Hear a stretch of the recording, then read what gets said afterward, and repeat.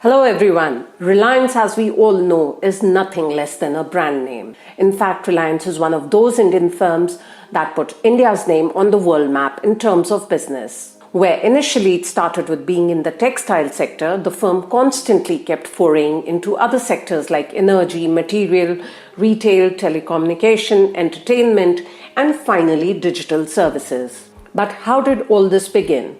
In today's video, we are going to navigate through the story of how Reliance was born.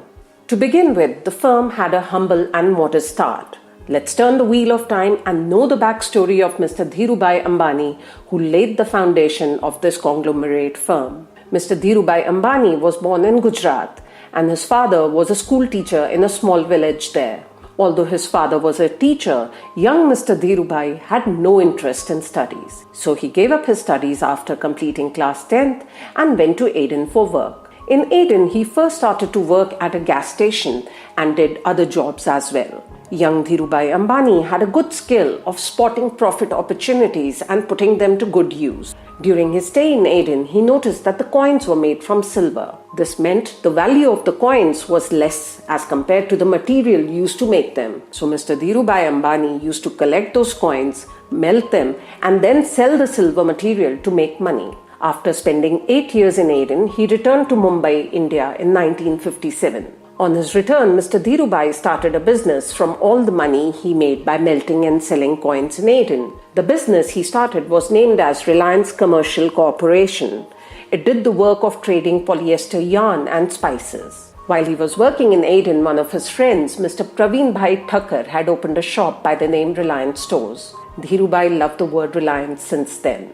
After attaining success in trading of polyester yarn and spices, he forayed into fabric manufacturing and went on to launch his brand Vimal. He started his very first textile mill near Ahmedabad and began the fabric making work. Unfortunately, he did not get a good response from wholesalers, but he did not give up. Instead, he started to sell that fabric directly to the customers.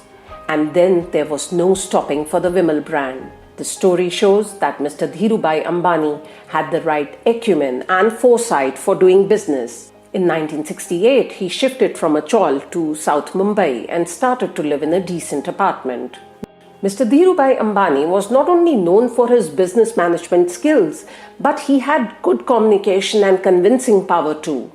When he decided to launch Reliance IPO in 1977-78, only a handful of people invested in the stock market at that time. Stock market was not a familiar term in India during that time.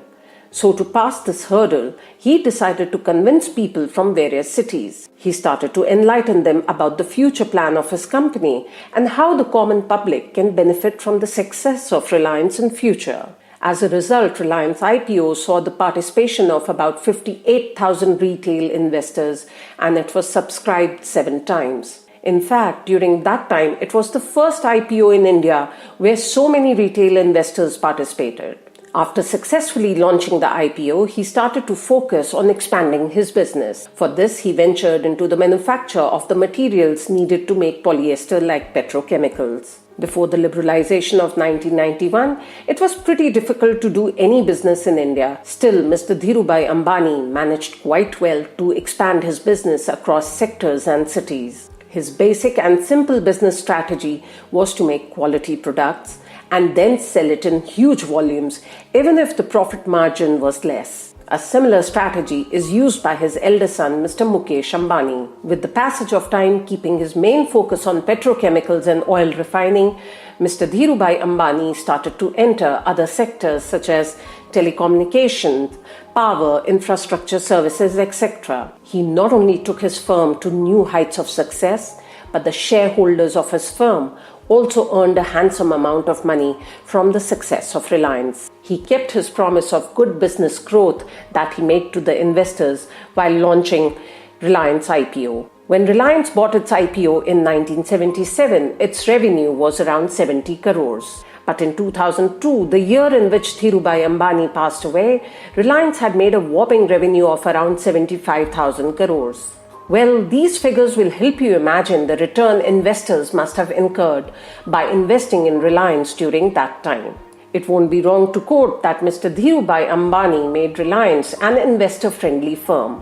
This can be validated by an incident where in 1986, the annual shareholder meeting of Reliance was attended by nearly 28,000 shareholders. During that time, no hall in Mumbai had a capacity to hold these many people. He ended up organizing the annual meeting in a ground named Cross Maidan Garden. Well, that itself was a record.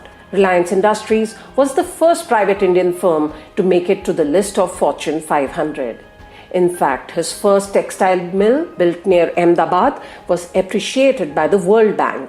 Mr. Dhirubhai Ambani was world's 138th richest person when he passed away.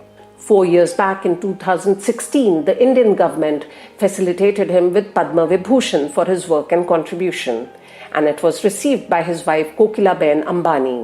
Mr. Dhirubhai Ambani is an example to show the world that even without a strong financial background or an Oxford degree, one can build an empire with a successful business. After he passed away, his businesses were divided among his sons Mr. Mukesh and Mr. Anil Ambani. Reliance Industries, which is looked after by his eldest son Mr. Mukesh Ambani, recently became the first Indian firm to hit the market capitalization of approximately 11 lakh crores. And we are sure there is more to come. We hope all the viewers will get inspiration from the story of Mr. Dhirubhai Ambani. If you like the video, please share it with your friends and don't forget to subscribe to our channel.